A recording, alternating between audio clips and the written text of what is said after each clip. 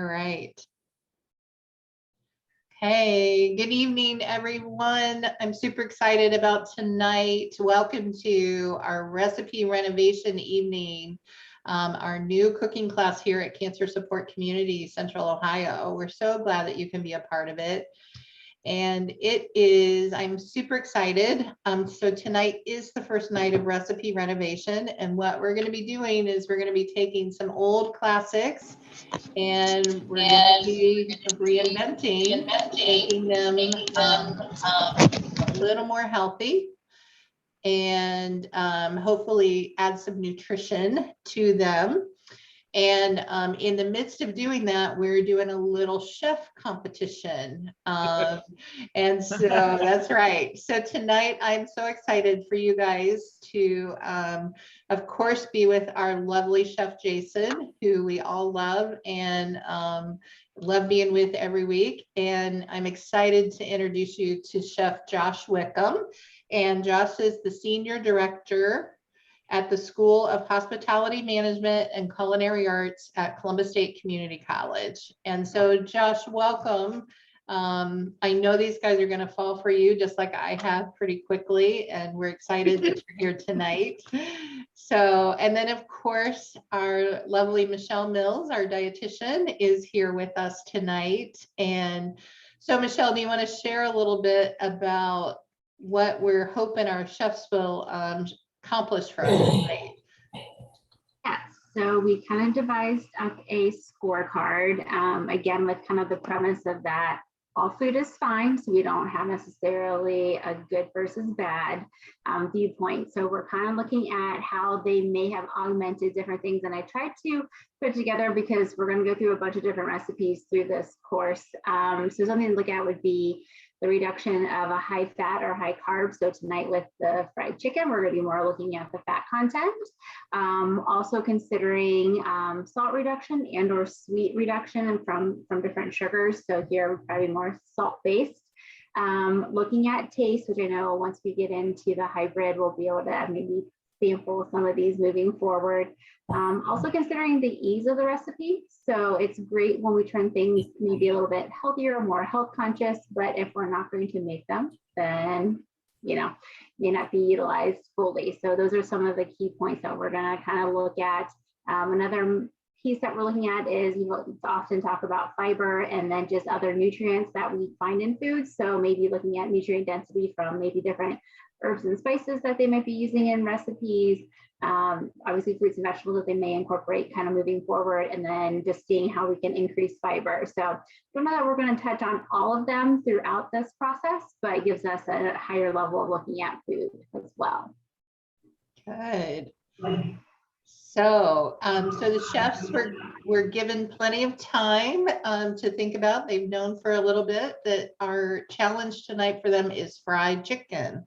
So, chefs, tell us how you went and approached this challenge tonight. Well, I'll start. First of all, welcome everyone. Glad everyone is joining us tonight. And hopefully, you know, with this new series, continue to tell other people about this. I think it'll be fun and relatable that you guys can try these at home. We will share the recipes and you get to try them at home for yourself. But ultimately, when I think of fried chicken, you think of, first and foremost, you want it crispy. You want that crunch, but you want it tender. You want it flavorful. And so nothing different there, even making it healthier. We're just swapping out some of those things. One, we're not going to be frying it. So we can use air quotes when we say our fried chicken today, but it will be oven baked so that we can try to do something without all the extra oils and extra fats. So that's one way. And then my approach was, how do I still obtain that nice crunch? Because I think that's one of the downplays of why people don't like to bake or that whole baked fried chicken, because it's going to lose its crunch. Well, in my recipe, I wanted to try to incorporate that and still get that crunch and still get that texture that you're looking for. So I've got some different ingredients here. Hopefully that will achieve that. Not hopefully, it will achieve that. But I think to everyone's liking that it will achieve that. Josh, what was your take? When Yeah, you think so fried chicken? same thing, right? Crunch and tenderness and juiciness and really like I said, embrace the crunch. I think without that, we're not gonna be successful in this fried chicken. One of my wife's culinary horror stories is her mother's squishy chicken recipe, which was Bad. right? Everybody's picturing it. I can feel you. I can feel you thinking about that. So that was in the back of my head this whole time that I'm doing this. That like I cannot give these people squishy chicken because my wife would come for me. So I've already run this recipe by her. She approves. We are well out of squishy chicken territory, right? One of the things, at least in the fried chicken that I generally make, or my classic fried chicken, I usually do a buttermilk brine, right? So we take those boneless, skinless, or skin on, and we soak those in the buttermilk for an extended period of time, which really brings a lot of moisture into that breast. But also, buttermilk is delicious. Yes. It tastes good, but it's also all fat, right? All of it. So what I wanted to do is kind of get that buttermilk out of there. But we still need a little bit of flavor on that chicken, right? We still need something that's going to allow our breading to stick to the chicken. So what I've done is I've done a lightly seasoned brine for my chicken pieces.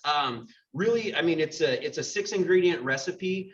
There's a little bit of sugar and a little bit of salt. We do still want it to taste good, but really we're knocking a lot of that fat out of there. And we're still maintaining some of that flavor. So I'm going to do a light brine, and then I dredge my chicken in whipped egg whites, right? Take the yolks out. Just go egg whites. They tend to, when you're just using whites, it tends to set up a little crispier in general.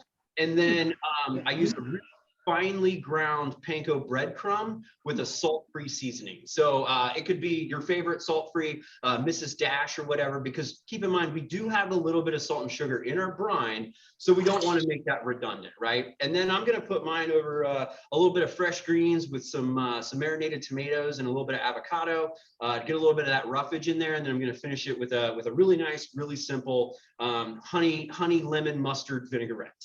Oh, He's already showing me up. that sounds great. Like a guest that comes over to your house and then just shows you up. So no, I didn't have any accompaniments. I could have had lightly dressed, marinated. So what kind of chicken are you guys using? And are you doing skin or skinless? So I'm going with a boneless, skinless chicken thigh. One thigh meat, dark meat, tends to be able to cook up better and moist, more tender and moist. And then without the skin, trying to maintain more less of the fat content. So that's why I really want to go with that. And it'll cook up quicker than the bone in. So, and then I'm using a combination. I've got some boneless, skinless breast, but then I also did a boneless skin on thigh, and I also did a bone-in skin on leg. So I've got a little bit of everything. The skin does add a little bit of richness to the recipe, but again, you don't have to use it.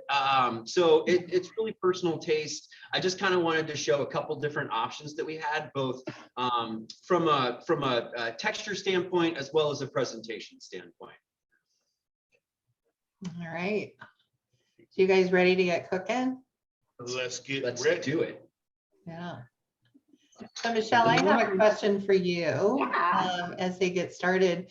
So if they cook with the skin on, but you don't eat the skin and take it off, like, is it still more calories? Is it still like more fat? Like, tell us about that. Yeah, so I mean, not directly. So obviously with keeping the skin on, it is going to provide flavor. It's going to kind of lock in that moisture, which definitely want to make sure, because a dry piece of chicken, not going to be tasty at all. But if you're not consuming the actual skin itself, you are not going to consume as many calories. Now, it's hard to say how much of that fat of that skin is maybe kind of rendered off in the cooking process that the meat has actually absorbed, but it is going to be less than actually consuming the whole piece. I think something to think about is like doing chicken thighs, you know, yes, it's the dark piece and it is going to have a little bit higher fat content than the white of the chicken, but it's still going to be a leaner protein overall. And thighs are kind of more pre-portioned if you think about it, if you compare that to a chicken breast itself. So you're kind of getting a more portion control in that cut as well. So definitely different ways to look at it for sure. All right, so let me bring you guys up to speed. So I have my chicken thighs. I made, Josh was talking about buttermilk, and you'll see in some traditional fried chicken recipes of really good Southern fried chicken. They usually started off by soaking it in buttermilk like overnight or for a couple of hours, and that helps to tenderize it. It helps to infuse flavor.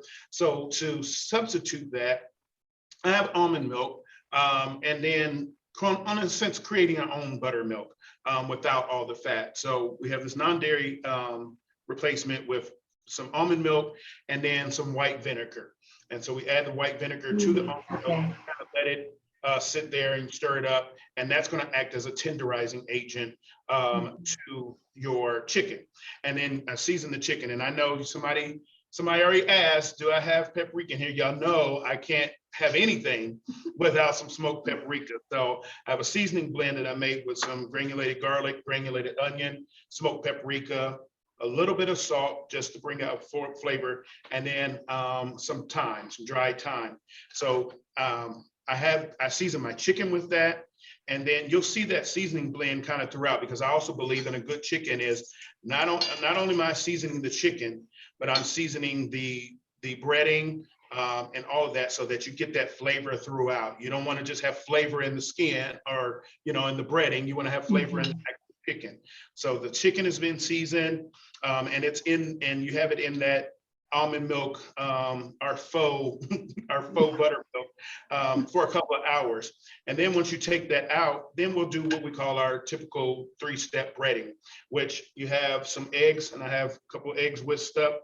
So get you 3 different bowls or shallow dishes, and you can do your 3-step breading process. And then I have flours. So I have a gluten-free flour, regular gluten-free flour, and then I have made some oat flour.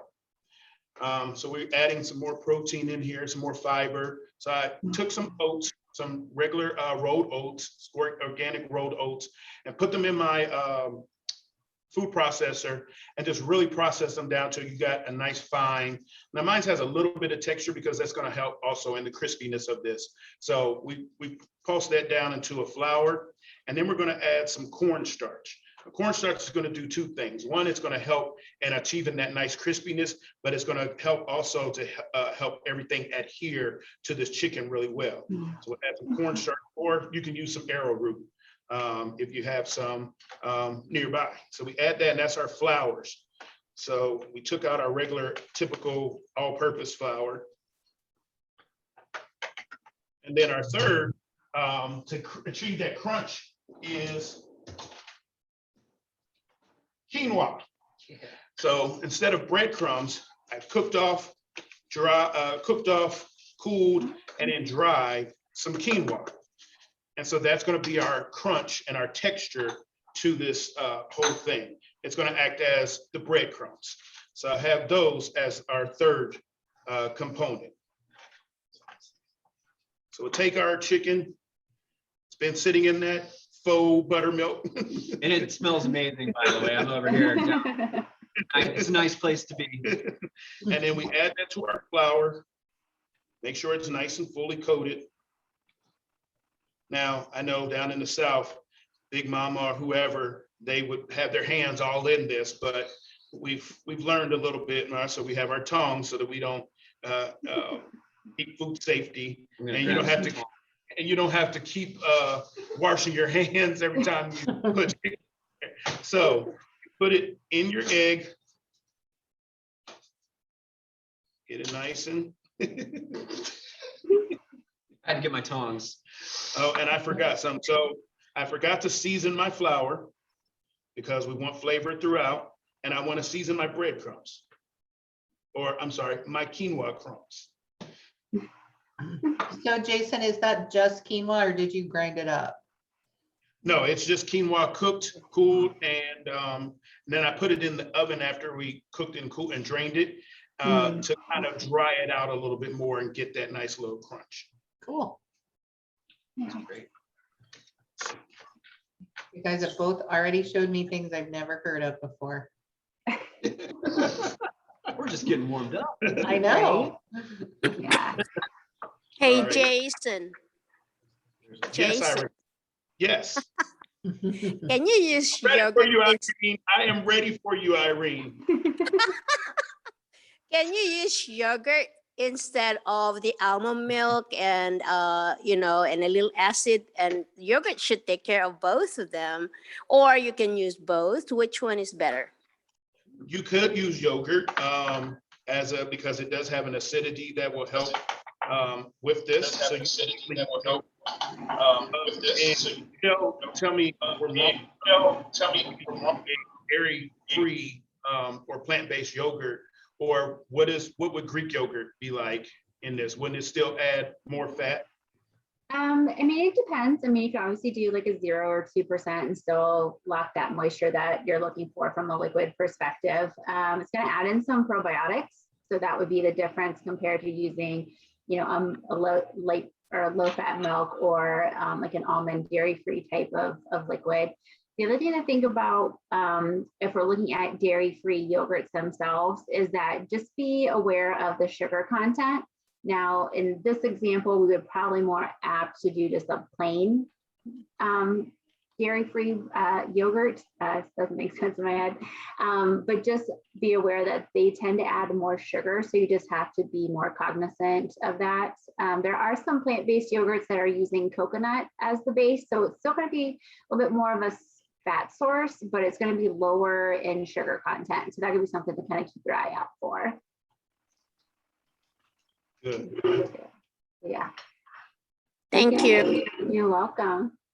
All right, so what I did, so I had it and sent these through my 3-step breading. And when you get to the quinoa, even if you were using regular breadcrumbs, just to make sure that they're all on there good, you want to press it down so you can make sure that all that's on there, you're going to get every part of the surface covered with your breading per se. I think a good point to think about is like making some of your own flours, right? So there's a lot of different, almond flours or oat-based flours, but it's really just pulverized oats or almonds. So just kind of be cognizant of that because they tend to have a little bit higher price than your traditional all-purpose or even a whole wheat flour. All right, so we got that nice and covered, and so I have and everybody may not have this, but I'm telling you, it's a great investment, especially if you're baking anything. I have a parchment lined baking rack. So it has a rack inside of the pan, so it doesn't sit on the bottom of the pan.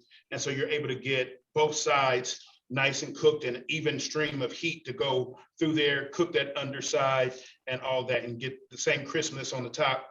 Because what happens is you have it on the tray, then the top gets crispy and then the bottom kind of soft. So hey, go on Amazon or whatever and get you a baking rack to put that fits in one of your baking sheets. And I'm telling you, it'll work wonders for a lot of things that you do. So I put that on there. I'll show you guys what it looks like pre-cooked. Nice. Very nice. Yeah, looks really good. And then we'll put this in the oven about 375, 400. We have a convection oven, so it's going to heat a little bit better than your regular oven. Oh my gosh, that looks great. Yeah. This is the TV magic part right here. Right.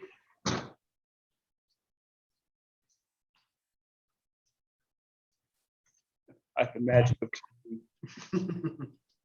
It looks crispy. Yeah, definitely. It's nice golden colors too, for sure. How long did you leave that in for, Jason? That has only been in there for about 20 minutes. I know I smelled it before we started. And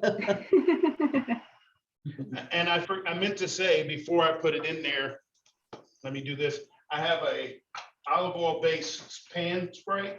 And you got to be careful. It's not the kind that has the accelerants in it, but this is an actual natural extra virgin olive oil pan spray. And so you spray it because it's going to help with that crispiness. Spray the tops of your chicken to achieve that crisp that you want. I concur. Wow. I spray olive oil. So it's a trade secret. I think actually I made a note in my recipe that like every kitchen should have spray olive oil. And you can actually get like a reusable spray bottle, and you can just fill it with olive oil and then use that, just spray it everywhere. It's amazing. Yeah. See the little tips and tricks. That's right. Yeah. Yeah.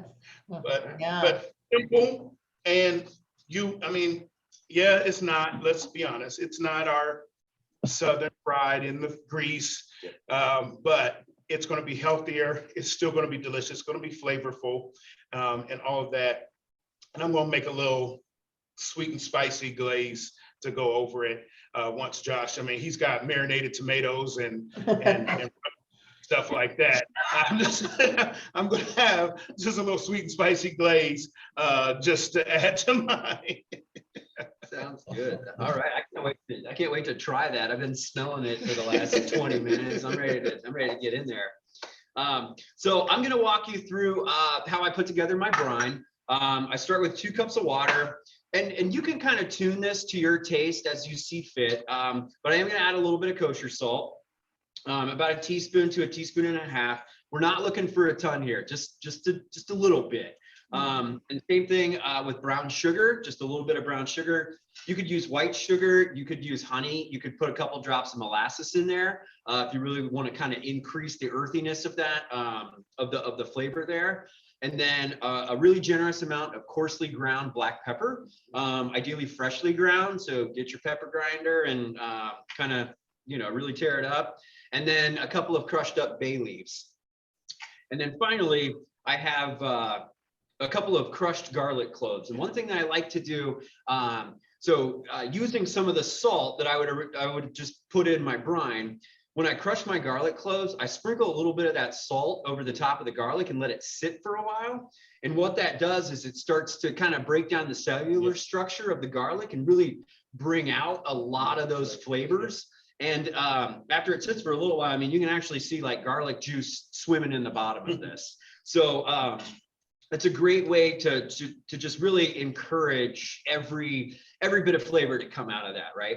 So once we get that built, just a quick stir.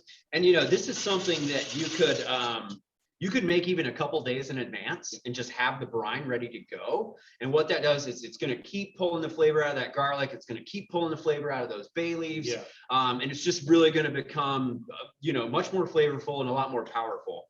So once that's built, I would soak, I've already brined these pieces of chicken, but I would soak this in here pretty much like I would the buttermilk, probably a couple hours maybe in the refrigerator. And then, bring it out, tap it off, get it nice and dry, and then we'll move into our breading process. So I'm just going to set this brine off to the side, and then we'll get to breading. So like I said, I chose to go with just the egg whites, right? And I put a little bit of, I whip a little bit of air into them. The bubbles kind of help it break up. It increases surface area. It tends to stick to the chicken a little bit better. A lot of times when you have those egg whites, you got kind of a little blob that floats around in there. So it also doesn't hurt to put a little extra splash of water in there. Yeah. Probably about a teaspoon per egg white is probably pretty safe. Like I said, we're just going to kind of whip this up a little bit, and then we're going to start dropping our chicken pieces in there.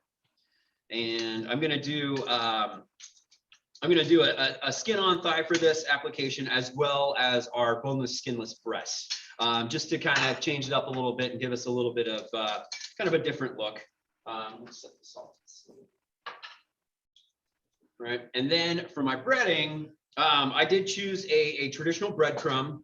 So this is a panko breadcrumb, so Japanese style breadcrumbs. And then I used a pretty generous amount of salt-free seasoning blend. So I was never a huge fan of, you know, I guess I didn't really know. You don't know what you don't know until you start using this stuff. And Mrs. Dash is a pretty all right product. I don't have any issues with that. So that's what I brought today. And I'm going to put a generous amount of, because again, there's no salt in this, so we can use this pretty freely. And again, personal taste. If you like that real, you know, herb forward, good spice content, then I say go for it. You're not going to break it. So then we will. I'm just going to make sure that my chicken is well coated in the egg whites. I made mention of this a little bit earlier. Egg whites by themselves finish relatively crispy. When we have the yolk in there, it has a tendency to, especially when we're just like this simple application, that yolk's going to add, because it's fat, it's going to add tenderness, right? Fat equals tenderness. So what that's going to do is it's going to start to tenderize our breadcrumbs, which we don't necessarily want because we are embracing the crunch, right? So we're going to flip this over and give it a nice pat. Make sure it's really well coated. And then I did not bring a cookie rack. However, I do have a bit of a technique, right, to ensure some crispy bottoms. So what I'm going to do is with my spray olive oil, right? But I'm not the only one on this. So I'm going to kind of generously spray this. And you could absolutely use just a bottled olive oil as well, just to get some oil on the pan. So while we're not really frying this in the traditional sense, there's still a little bit of frying going on here because we are crisping bread in oil. So Definition of frying. Yeah, right. So I'm gonna go ahead and do this thigh as well, and then just like Chef Jason did, I'm gonna be pretty generous on this, and I'm gonna spray. I'm gonna spray the chicken, and this could be done with a pump olive oil spray. You can do it with the aerosol style. You could just drizzle it, honestly, if you wanted to, if you didn't really want to overthink it. And now you also have the opportunity, and while this does increase the fat, and you might need to balance your olive oil with just a little bit of vegetable oil, you could saute this, or you could do a shallow fry to where you can really get it crispy. But I wanted to go with the oven bake method just because it's a little more on, on message for tonight. But I do encourage you to experiment with it. Just try some different stuff. So now that these are all sprayed, nicely breaded, I'm going to go ahead and throw them in the oven. And we will have my finished ones here. These are... So we can kind of see, so we have nice crisping, we have nice browning going on. The chicken still has a fair amount of moisture ready to go in there. So these are pretty much ready to boogie. And then, so why don't you go ahead and knock your glaze out, and then I'll holler back. So I'll get my little glaze. Just a fun thing. And of course, this is not in stone. This is it really is this is just something I thought of as just a fun extra little, because what's fried chicken without some spice? But I wanted to kind of balance that with a little sweetness. So it's just some honey, and you can use honey and sriracha or honey and chili oil paste, chili paste. I have some gochujang, which is like a Korean paste, because it's going to bring some flavor, and there's a little bit of sweetness in gochujang. I love it. Yes. I can put it on anything. Really simple. Where I'm going to use these, I'm going to heat it just enough so that it kind of liquefies, and then we'll drizzle it over our hot chicken to give us a really nice flavor.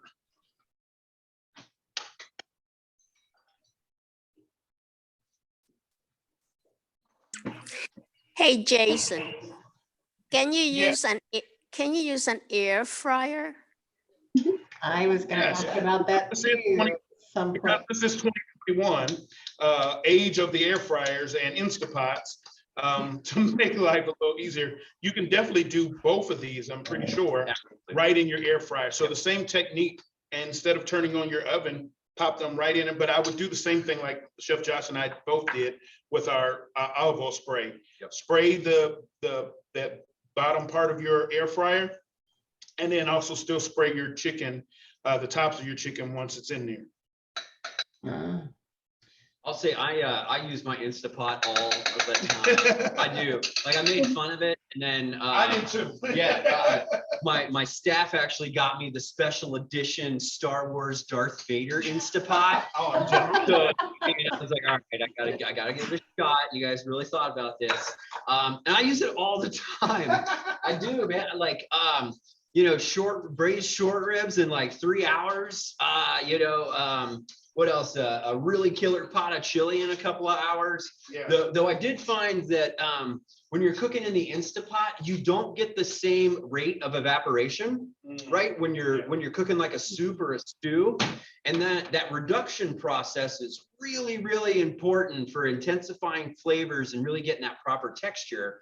So what I figured out with my chili is I'll let it go for a couple hours under full pressure, and then pop that top off, and then bring it up to a full simmer for about 15 to 20 minutes to get that excess moisture out of there. So it really concentrates the chili, it concentrates that flavor, and it gives you more of that traditional, that traditional texture, traditional strength that we're used to. So, you know, a little bit of modifications here and there, but that thing is awesome. I cook rice in it. And my sister, she was like, the only thing I use it for is hard cooked eggs. And I was like, well, that's a big piece of equipment for some hard cooked eggs. Come out really good though. Right? Yeah, but Yeah, easy peel and everything. right. So I'm gonna throw together my vinaigrette really fast. This is super easy. You cannot mess this one up. So I've got the juice of 1 lemon. If you have a microplane or a zester, I would highly recommend maybe doing a couple little shavings of zest in there to really intensify that lemon flavor. Then we've got just a touch of your preferred mustard. You know, there's about as many different kinds of mustard as there are people in this world. So pick your favorite. Mustard, we're not talking just flavor here. We are, but there's a lot of function in mustard as well when we're working with vinaigrettes, because it's an emulsifier. So what that does, it allows our non-oil ingredients, be that vinegar, lemon juice, water, or whatever you have in there, but it allows it to really blend up, mix together in an emulsified way that really improves the mouthfeel, and it improves the way it behaves with the greens. It sticks better, it feels smoother in the mouth. It's got a more complete flavor to it. So mustard all the way. If you want to taste it, throw in a little bit more. If you don't, just do like a little drop of it. It does not take a lot. You could also use a pinch of dry mustard as well. Just depends on how big of a mustard fan you are. So Josh, while we're talking about mustard and its many functions, what do you think about this summer's challenge of the watermelon and mustard combination? I don't know this. No, I don't either. Mustard and watermelon? So this summer, there was a challenge. I must know too many young people that are on TikTok and Twitter and all that kind of stuff, but they were doing this challenge of watermelon and eat it and squirt mustard on it and eat it together. So Did you go there? at first I was just like, no, that's disgusting. Who would do that combination? That's terrible. And then somebody challenged me. They were like, come on, Chef, you got to do it. You got to try it. I was like, all right, I'll at least try it to say I did it. Maybe my biasness towards watermelon, because I'm not a big watermelon fan, but it just, for me, it didn't work. It just, watermelon. Why would it work? Maybe you picked the wrong mustard. Maybe it was the wrong mustard you selected, Because Jason. people like that juicy sweetness from the watermelon up against that tang of the no, it was a no for me. Yeah, haven't even had it. I'm gonna do it. Yeah, right? That's great. Josh, I have a question about the mustard. Did you use regular yellow mustard, or does it matter if it's Dijon or stone ground? No, like I said, it doesn't matter. Now with the more coarse grind, you're not going to get the same emulsifying factor as you are with a traditional yellow mustard or like a Dijon. I did a spicy brown mustard on this one. And it's just, I mean, it was less than a teaspoon. It's just a little drop in there.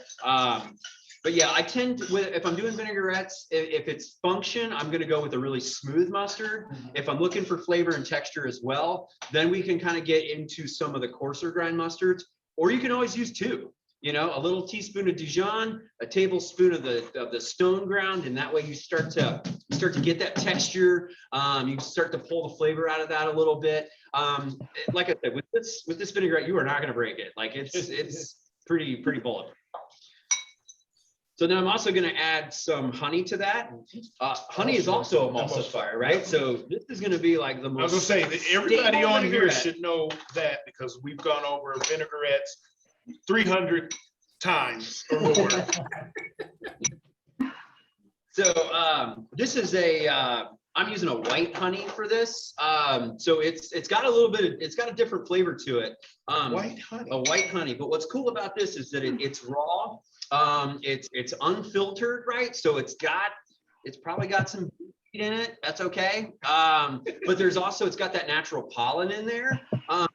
There's a lot of good stuff going on when we cook with raw honey. And if you cut yourself or burn yourself while you're in the kitchen, you can just take a fingerful of it and apply it directly to the wound. And it'll start doing the good stuff. So honey is an amazing product. And if you don't have at least 3 kinds in your pantry, it's time to upgrade. So go explore a little bit, get yourself some fun honey. So now I'm going to. And there's some great ones here in Ohio. Oh, there's some absolutely. great local Yeah. honey Yep. to get here. Well, and you can start to target specific blossoms as well, right? So you can find honey that like was just in an almond orchard, right? Or just was in the blueberry fields, or is, you know, all clover or all honeysuckle or all orange blossom. And then those honeys really they have their own character, big time. And they are not created equal, and they all taste different. So honey is a world of its own, an amazing like ingredient. wines. Exactly. Yep. An amazing ingredient, an amazing topical, you know, honestly, medication. It never goes bad. Once you submerge something in honey and let it's good. You're there. So I use honey a lot.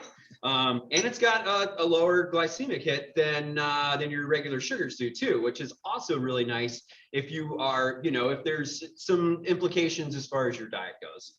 So, and since you guys are all vinaigrette experts, as I hear, remember, stable emulsions are built slowly, right? So we want to just kind of slowly work in our oil, small steady stream, a couple drops at a time till we get this all blended up. Yes. Another technique would be to use a food processor or throw it in a mason jar and just shake it. That's honestly one of my favorites. Hey, when that came about, I was like, oh. Yeah. Well, and you see the tops now that you can get for your mason jars that have they're like dressing spouts. So like it's a special top. They fit all mason jars.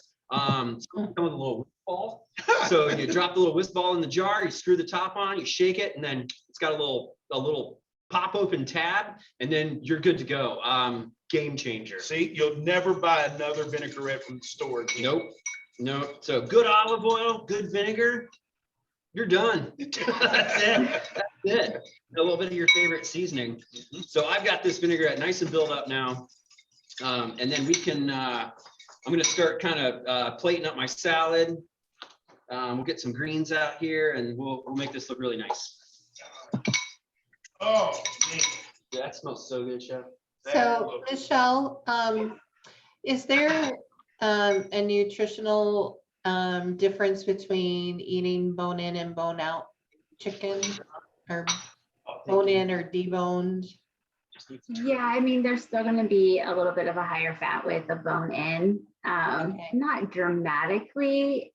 So, and I think it's fine. I think it's one of those things that it might offset less of a seasoning or how you're going to prepare it to add more flavor to it as well. So, I mean, I think that's kind of one of the bigger pictures to look at, that there's trade-offs a lot, that if we don't season our food, then we tend to find ways to increase, the flavor with how we prepare it.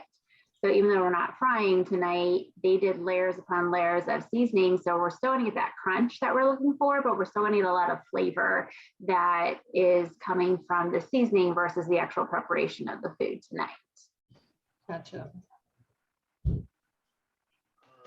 So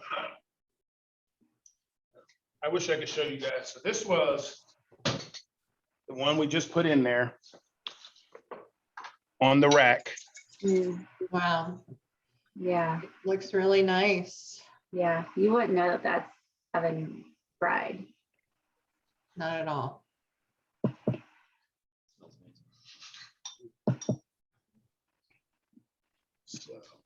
So why these guys are plating? I'll have a pretty salad.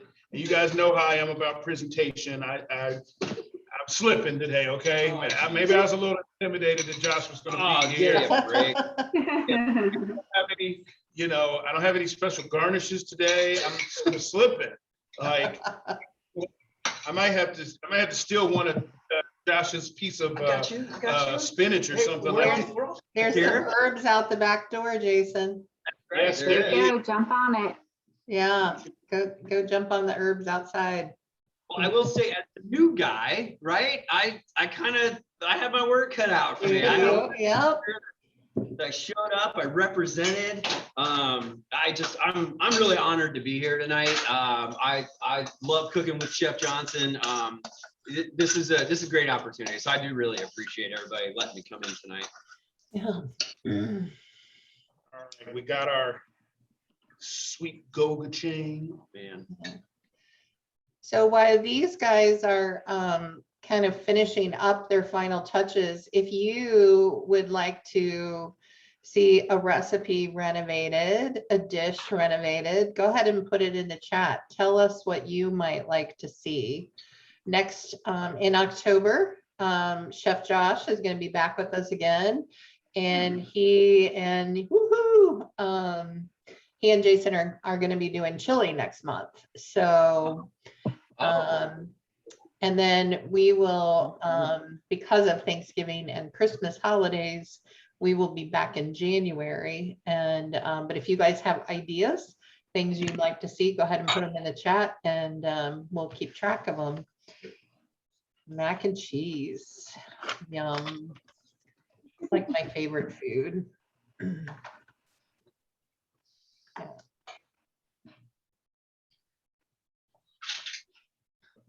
Does anybody have any just general questions? I'm happy to talk to really just about anything, but through tonight. Whatever kind of party we want to have. Okay. Well, I did have a question on the recipe cards. For Chef Joshua, it shows that the carbohydrates are 10.1. And unless this is a typo, on Jason's, it's 101. So I just want to verify, how many carbohydrates do you really have in that chicken, Jason? I'm guessing it was a typo. Yeah, where do the carbs come from? Not 100. Is the portion different? It's definitely still not going to be 100 though. I was gonna say For that's portion of chicken. I think it might be a typo. I mean, 100. I had a question. One of you use ground bay leaf or crushed bay leaf in your, I didn't know you could eat bay leaf. Usually I just put the whole bay leaf in and then you take it out. Yeah, so the bay leaf is an ingredient in the brine. So that none of that brine is actually makes it into the recipe, with the exception of what soaks into the chicken. Okay. So we make that brine, we soak our chicken in there, and then we pull it out, and that brine is done. We pour everything down the drain, the bay leaf and all. So yeah, I'm definitely not condoning eating bay leaves. Could you use a whole bay leaf instead of crushed? The reason I crush it is to increase surface area. As we increase surface area, we increase flavor. So that's why I do it. And like by crush, I mean, you can just like crumble it up and throw it in there. Okay. I would not recommend doing that if you're making like a soup or a stew with bay leaf, because then it's really hard to pull out.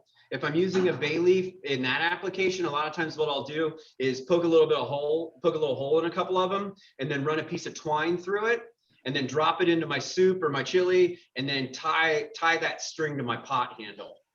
So that way, when it's time to pull it out, I can just take it up and drop it out. Otherwise, somebody is bound to end up with a bay leaf in their bowl. It's going to happen, I promise. Thank you. Absolutely. What else? Great.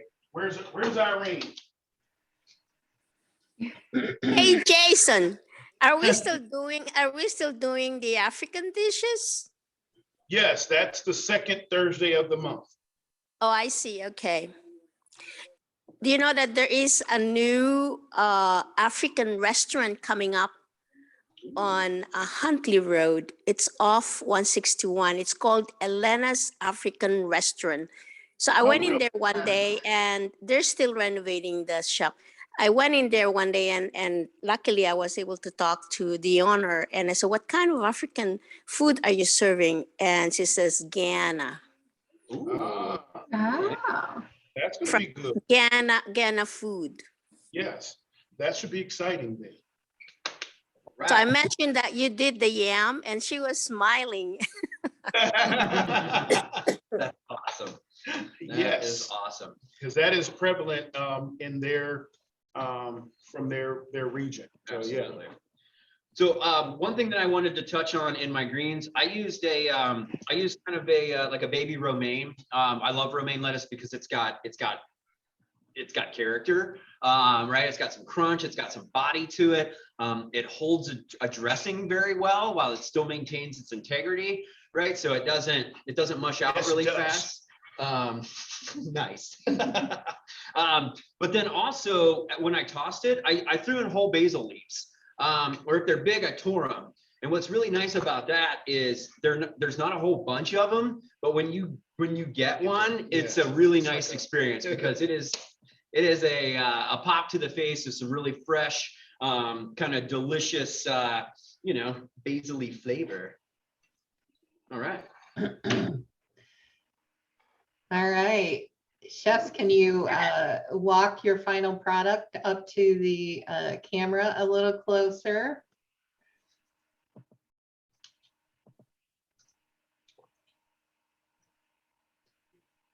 Ah, Looks good. Very nice. yeah. That looks really good.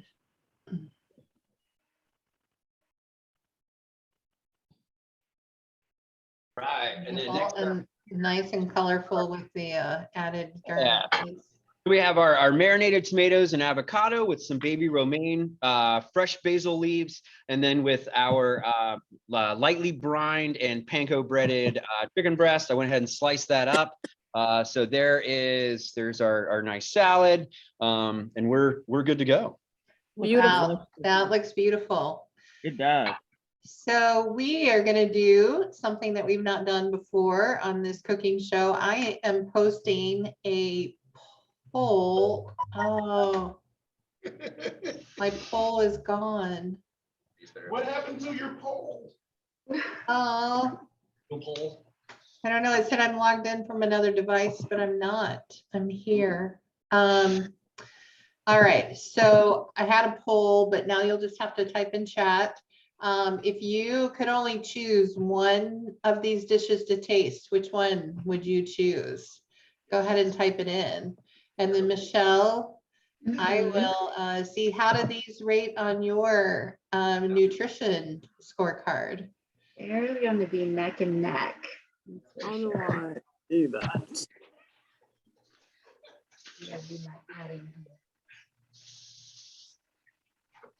We have one Josh vote.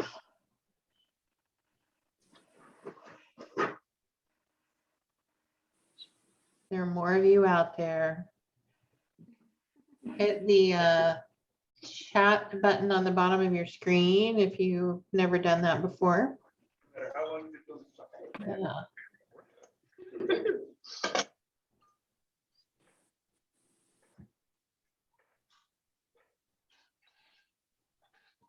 All right. So neck and neck, huh, Michelle? Any other thoughts? Yeah, I mean, Jason's gonna have a little bit more fiber, though Josh kind of gets close to the fiber because he had a salad next to it versus, so he had that accompaniment fiber content of the fiber is coming from like two different sources. What are you saying, Michelle? What's Yeah. that, Jason? I'm gonna So talk to you guys next time anyway, so. yeah. So Chef Jason is in the red and Chef Josh is in the white. Oh. What's that? We've got red and white going on tonight. Oh, our colors. It's like, what is that like code for winning and losing? I know, it's like I'm in the red. Why? What did I do? I know. That means I'm in the deficit. What happened? Oh, man. That is hilarious.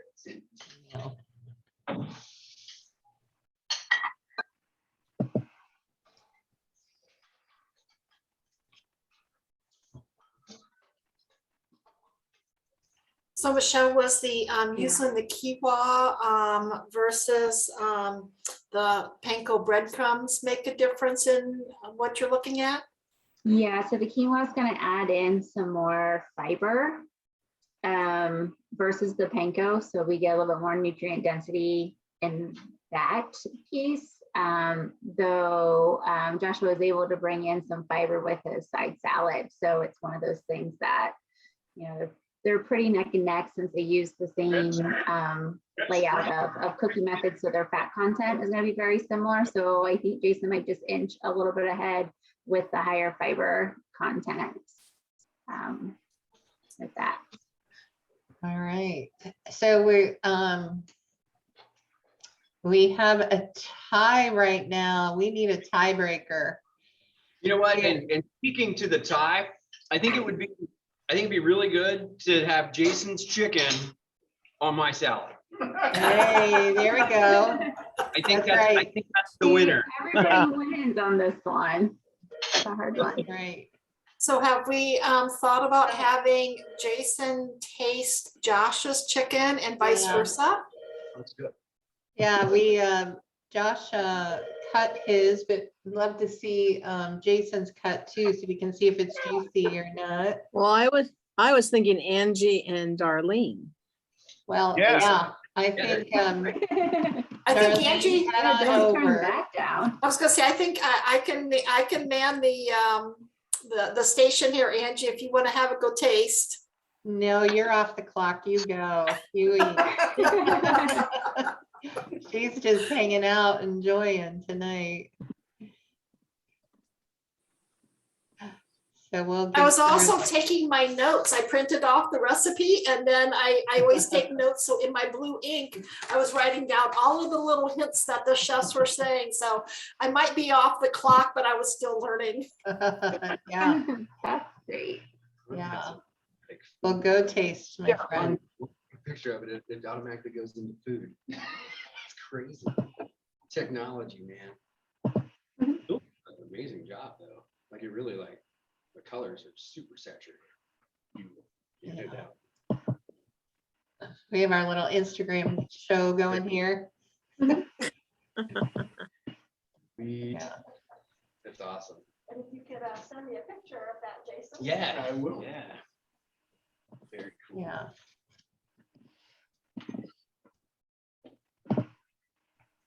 Darlene, you should cover your eyes so you don't know which one is which one you taste. That's There a it is. blind taste test. I could ask gentlemen to wake me up and keep my eyes closed. With your picture. Yep. It's It's all true. cut and let us know. And yeah, just one more time, I'd like to say thank you to everybody for having me tonight. It's been a real pleasure. So thank you. And I look to you next month too. Thank you for Yeah. joining us. We loved having you tonight. Yes. Love seeing it. Enjoy. Darlene, go around and stand in between them so we can watch you eat. Exactly what you want. That's not awkward. I'm awkward at all. Keep the knives and forks away from the chefs. I know, we need to see the expression when she tastes them. Yes. You know, I was a country club chef for most of my career. So if anybody can take criticism, be a constructive. I started out at a country club, so yes. I was there for about 2 years, and ooh.